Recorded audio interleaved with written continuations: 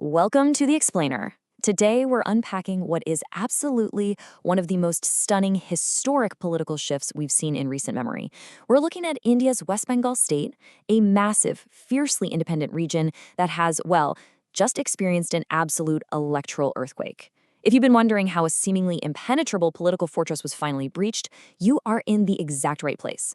We're going to look at the data, the demographics, and the raw political strategy that made this whole thing happen. Okay, let's dive right into this. To truly understand why the entire world is paying attention to a single state election, you really just need to know one number, 100 million. That's the size of the electorate in West Bengal.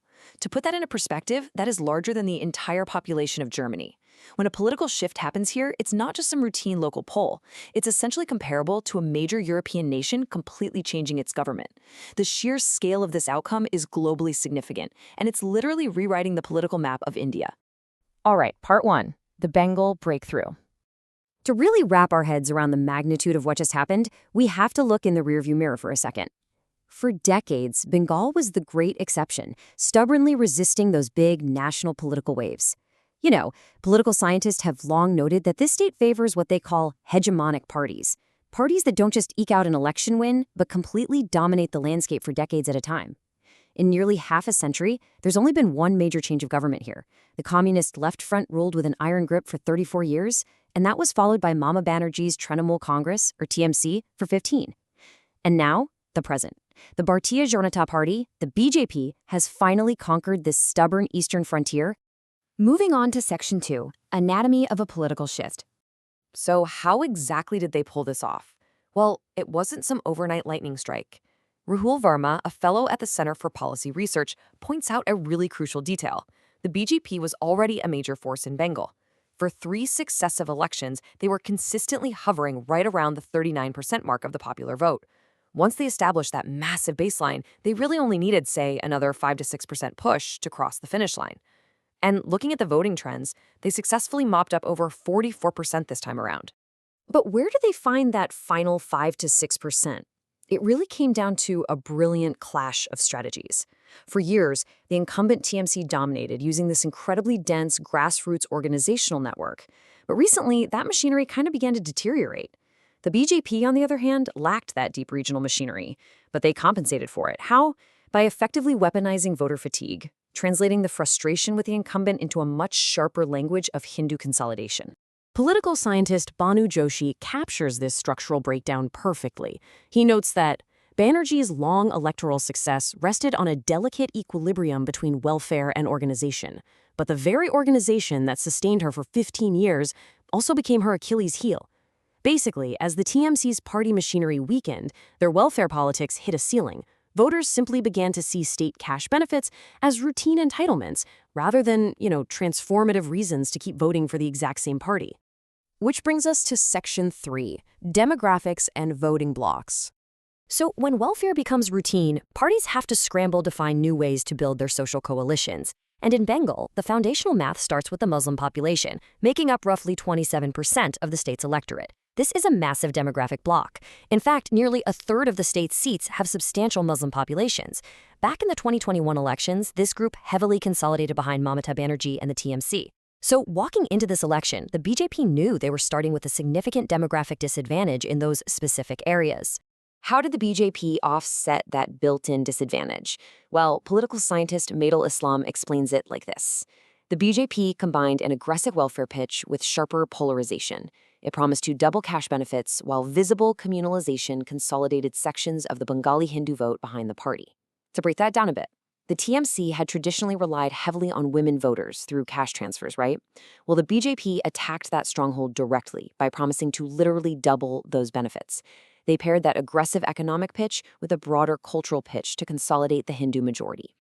Let's look at Section 4, Controversies at the Polls. Whenever you have an election of this magnitude and intensity, it rarely goes off without a hitch. And the absolute elephant in the room here was a massive exercise conducted by the Election Commission to revise Bengal's electoral rolls. The stated goal was simply to clean up duplicate names, but the result? Staggering. 3 million voters were left awaiting tribunal decisions right as polling began. That is 3 million people effectively left in electoral limbo. As you might guess, there are 2 fiercely opposed narratives about this.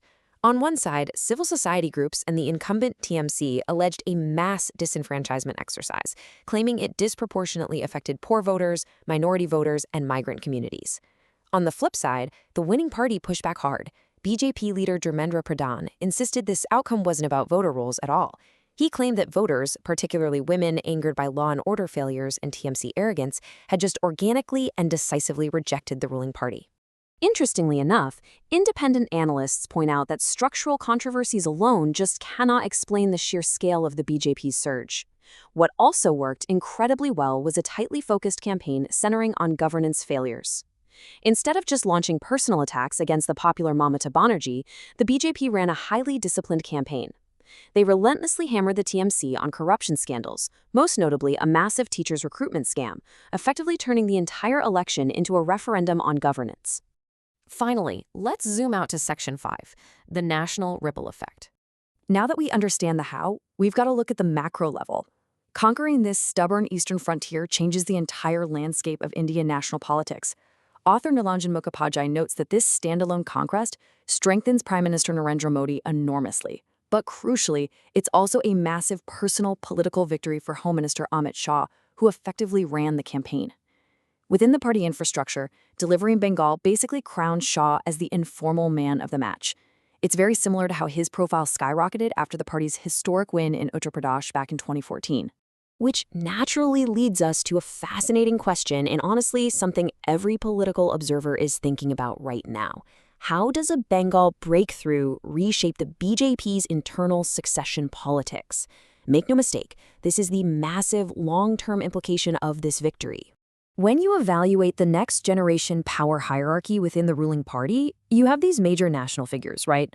Home Minister Amit Shah, Uttar Pradesh Chief Minister Yogi Adityanath, Nitin Gadkari, and Rajnath Singh.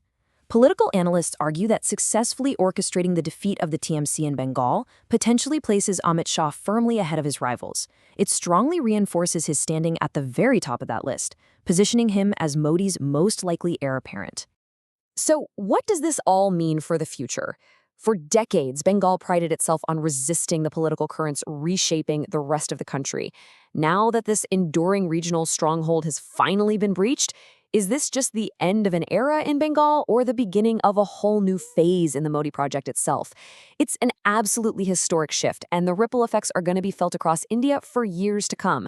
Thank you so much for joining me for this explainer. Keep learning, keep questioning, and I will see you next time.